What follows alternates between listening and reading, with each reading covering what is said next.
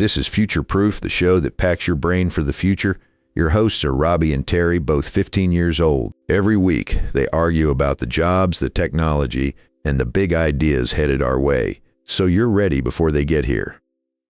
Welcome back to Future Proof, the show that packs your brain for the future. I'm Terry. And I'm Robbie, and today we're asking the big question.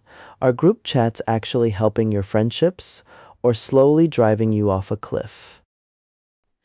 Bold opener, Robbie.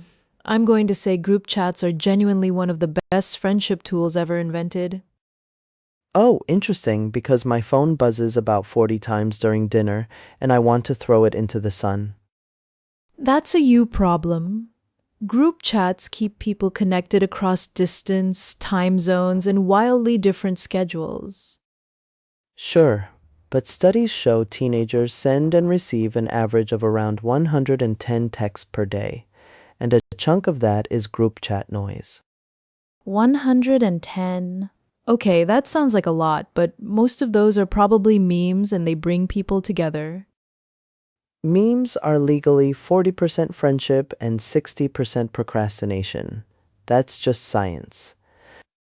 That is absolutely not science, but I respect the confidence. Look, there's a real dark side here. Research from the American Psychological Association links heavy group chat use to higher anxiety in teens. That's true, but correlation isn't causation. Anxious people might just chat more because they want connection. So the group chat is basically a symptom and a cause at the same time. That's a 2-for-1 deal nobody asked for. You make it sound sinister, but think about every time a group chat helped plan something amazing. A trip, a birthday surprise, a study session. I will give you the birthday surprise. That is the one genuinely heroic use of a group chat. See, progress. And during the pandemic, group chats were basically a lifeline for millions of teenagers who couldn't see friends in person. Okay, that is a real point, and I cannot argue with it. Pandemic group chats were basically the town square.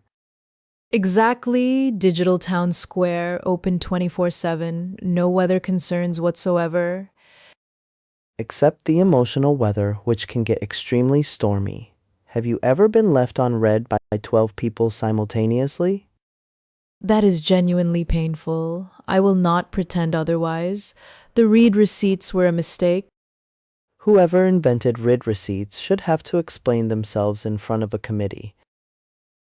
A committee of every teen who ever anxiously watched those dots appear and then disappear. The dots. The dots are their own special form of psychological warfare.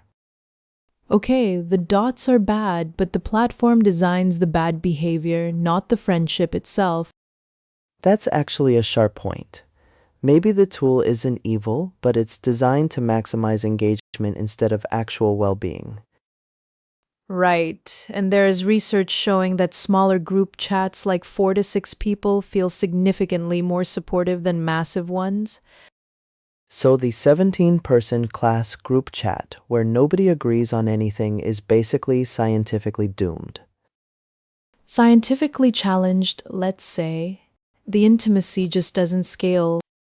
So the friendship tool becomes a stress factory the moment you add too many cooks to the chat. Which means the answer is not to delete the group chat, it's to be smarter about how you build them. Curate your chaos. I can get behind that as a life philosophy, honestly. And mute notifications. For the love of everything, use the mute button. The mute button is underrated and underprescribed. Doctors should just start recommending it. Take 2 mutes and call me in the morning. But seriously, we also have to acknowledge that for some kids, a group chat is the only place they feel like they belong somewhere. That's really important. For someone who's isolated or shy, that digital space can be genuinely life-changing. So, calling it purely a stress factory is too harsh. It's more like a kitchen knife. Incredibly useful, occasionally dangerous. Perfect analogy. Nobody's banning kitchen knives because sometimes people cut their fingers. We just teach people to handle them responsibly, which is exactly what we should do with group chats.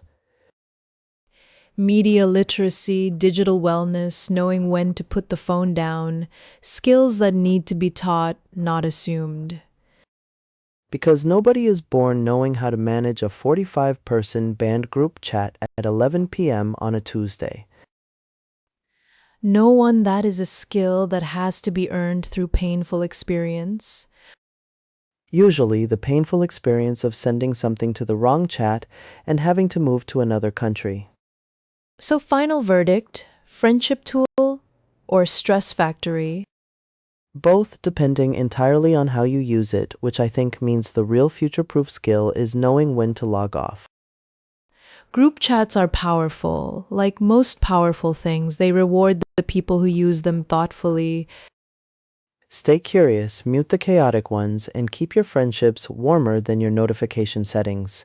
See you next week on Future Proof.